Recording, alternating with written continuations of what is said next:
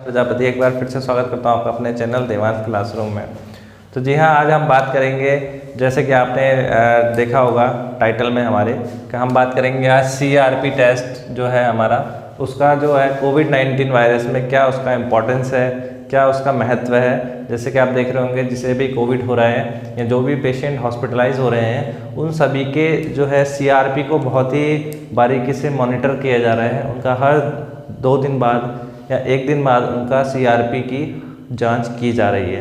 तो CRP test क्यों इतना इम्पोर्टेंस रखता है कोविड-19 वायरस में, तो उसके बारे में हम जानते हैं। तो CRP जो है हमारा, इसको हम बोलते हैं C रिएक्टिव प्रोटीन।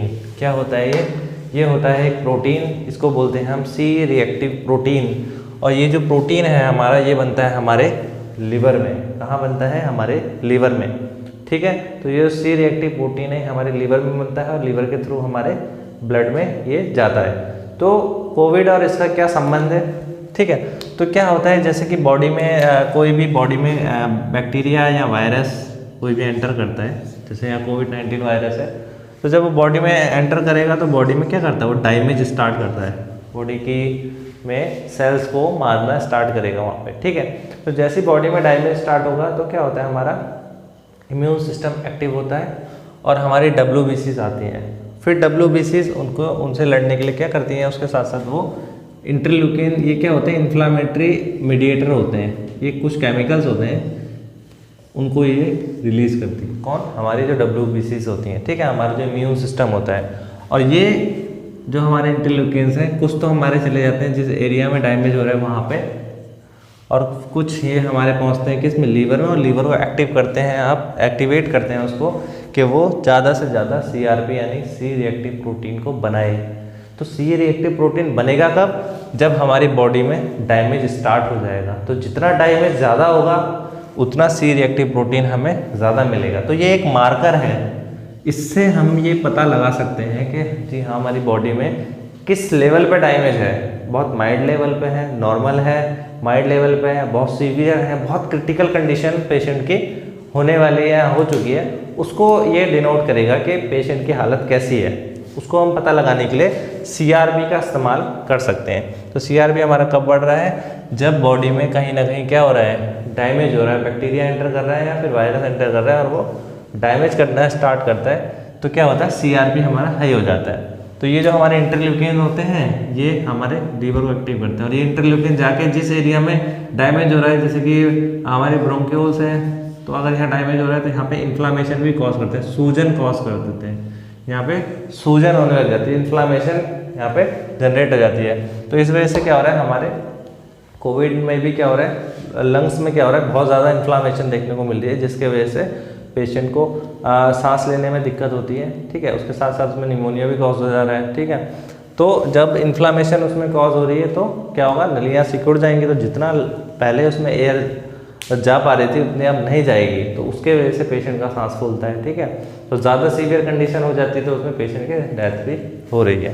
तो ये हमारा जो CRP था। अब इसकी नॉर्मल रेंज की बात करते हैं। तो अगर देखा जाए इन जनरली, तो उसकी जो नॉर्मल वैल्यू है वो क्या होती है, 1 से कम होती है। 1 mg/dl अगर ब्लड में देखें तो 1 mg/dl से क्या होता है, लो होता है। क्या होता है? लो, कम होता है। अगर हम बात करें किसकी, CRP की। लेकिन ऐसा माना गया कोविड के लिए जो गाइडलाइन आई है उसमें क्या है, उसमें यह है कि जो इसकी नॉर्मल रेंज मानी गई है, अगर पेशेंट का CRP, आपको कोविड टेस्ट पॉजिटिव आया है, आपने RT-PCR कराया, क्या कराया आपने, RT-PCR आपने कराया, ठीक है, और RT-PCR कराने के बाद आपका पॉजिटिव आता है और आपने अपना क्या कराया, CRP टेस्ट कराया और आपका CRP 1 to 10 है, तो इसका मतलब यह है कि अभी ये जो है नॉर्मल कंडीशन मानी जा रही है। इसके लिए क्या माना जा रहा है कि ये नॉर्मल है, 1 to 10 नॉर्मल माना जा रहा है कि आप होम आइसोलेशन में रह के ठीक हो सकते हैं। और दूसरी कंडीशन है, अगर आपका CRP लेवल क्या है, 10 to 26, अगर आपका CRP लेवल 10 से 26 के बीच में आ रहा है तो ये क्या है, यह एक क्या है, माइल्ड कंडीशन है। मतलब डैमेज है, लंग में स्टार्ट हो गया है, लेकिन इतना ज़्यादा नहीं है कि आपको हॉस्पिटलाइज होना पड़े। ठीक है, आप घर में भी ठीक हो सकते हैं, क्योंकि 15 डे का ही एक ड्यूरेशन होती है जिसमें आपको सेफ रहना है कोविड में कुछ भी हो सकता है, सिर्फ 15 डेज़ का ही टाइम होता है। अगर आप 15 डेज़ जेल गए तो फिर आप सेफ हैं, ठीक है। तो इसमें माइल्ड कंडीशन कब हो गया आपका CRP लेवल अगर 10 से 26 के बीच में। फिर है अगर आपका CRP लेवल 26 to 100 है तो ये है एक हमारी मॉडरेट, ये मतलब एक कंडीशन ऐसी आ गई कि थोड़ा ये मामला आप सीरियसनेस की ओर बढ़ने लगे, यानी कि जो डैमेज है, इन्फ्लामेशन जो है लंग्स के अंदर वो ज़्यादा बढ़ गई। हो सकता है आपका सांस फूलने लगे, ये भी आपको हो सकता है। तो इस कंडीशन में अगर आपने CRP टेस्ट कराया तो आप अपने डॉक्टर से कंसल्ट कर सकते हैं इस बारे में, और आप हॉस्पिटलाइज भी हो सकते हैं। इसमें आपको कोई ICU में जाने की ज़रूरत नहीं है, आप वार्ड में ही सिंपल ठीक हो सकते हैं ट्रीटमेंट लेकर, ठीक है। अब नेक्स्ट है इसमें अगर CRP लेवल ग्रेटर देन 100 है तो ये बहुत ही क्रिटिकल कंडीशन होती है, ठीक है। 100 भी हो सकता है, बहुत से पेशेंट ऐसे देखेंगे CRP 200 250 इतना ज़्यादा है।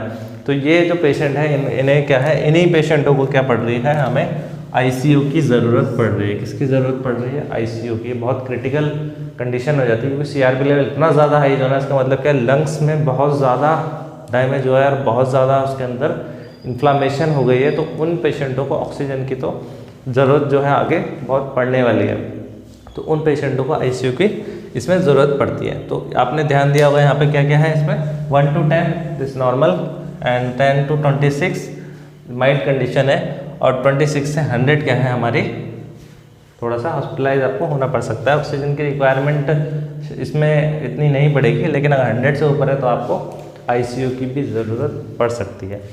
अब इसमें फ़िलहाल क्या ट्रीटमेंट चल रहा है इस इन्फ्लामेशन को या CRP को कम करने के लिए, तो यहाँ पे मेनली जो है हमारा, देखिए एक चीज़ बता देता हूँ आपको, जब आपको कोविड पॉजिटिव आया है, अगर आपका RT-PCR पॉजिटिव है आप, तो आपको किन किन डेज़ में ध्यान देना है। डे 3 पे आपको बहुत ध्यान देना है, डे 5, डे 7, डे 9 और डे 11, ये आपके बहुत इंपॉर्टेंट डेज होते हैं।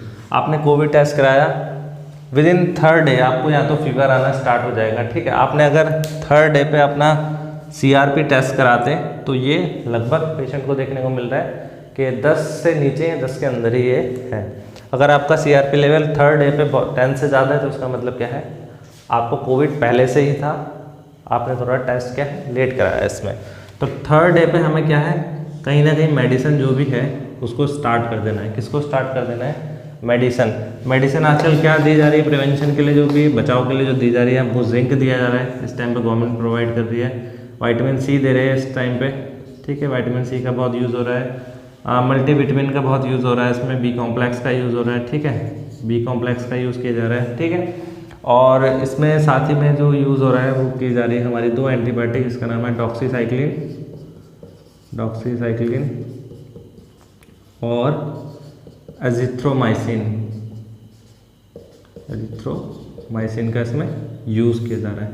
ये जो गवर्नमेंट चला रही है इसको फ़िलहाल, ये जो हमारा ट्रीटमेंट जो भी दिया जा रहा है पेशेंट को, बचाव के लिए, ताकि पेशेंट को ज़्यादा आगे दिक्कत ना हो। तो इसमें क्या है, जिंक, विटामिन C और ये B कॉम्प्लेक्स जो भी दिया जा रहा है, हमें दिया जा रहा है प्रिवेंशन के लिए, ताकि हमारी इम्यूनिटी जो है इससे क्या हो, इम्यूनिटी हमारी स्ट्रॉन्ग रहे, तो इतना हार्मफुल हमारे ऊपर ना हो पाए। और डॉक्सीसाइक्लिन और एजिथ्रोमाइसिन, आप सोच रहे होंगे कि ये तो एंटीबायोटिक है, लेकिन जो हमारा ये कोविड है ये एक वायरस है।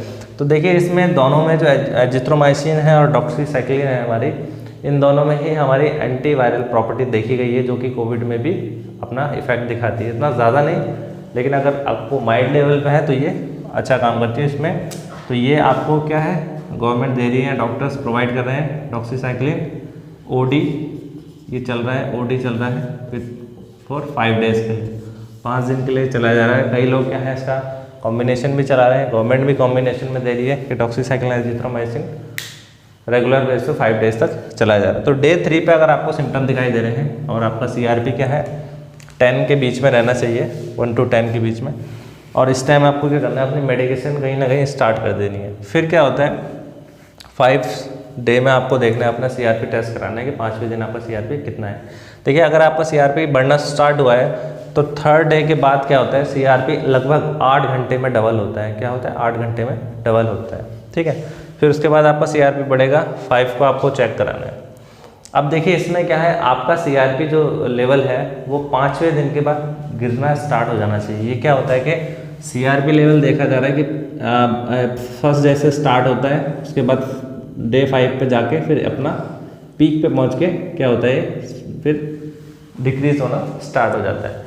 लेकिन अगर आपका 5 डेज़ के बाद भी आपका डिक्रीज होना स्टार्ट नहीं हुआ है, हो सकता है कुछ कुछ पेशेंट में टाइम लग रहा है, तो 7 डेज़ के बाद तो उसको डिक्रीज होना स्टार्ट हो जाना चाहिए। अगर ये डिक्रीज नहीं हो रहा है आपका CRP लेवल, तो आपको मेडिकल अटेंडेंस की बहुत ज़्यादा आपको डॉक्टर को दिखाने की या फिर दिखाने की बहुत ज़्यादा इसमें क्या है ज़रूरत है। किसकी? 5 डे के बाद या फिर 7 डेज़ के बाद आपको बहुत ज़्यादा ज़रूरत है। आपका CRP लेवल लगातार बढ़ता चला जा रहा है तो ये बहुत क्रिटिकल कंडीशन हो सकती है आपके लिए। और इसमें 9 या 11 डेज, इसमें पेशेंट ज़्यादातर 9-11 डेज़ में क्या हो रहा है, पेशेंट का CRP लेवल बहुत हाई हो जा रहा है और उसमें पेशेंटों को क्या हो रही है, ICU और ऑक्सीजन की इसमें ज़रूरत पड़ेगी। क्योंकि CRP लेवल जब बहुत हाई हो रहा है तो उसमें इन्फ्लामेशन इतनी ज़्यादा हो जा रही है कि सांस लेने में दिक्कत हो रही है, ऑक्सीजन क्या है सैचुरेशन बॉडी का कम हो रहा है।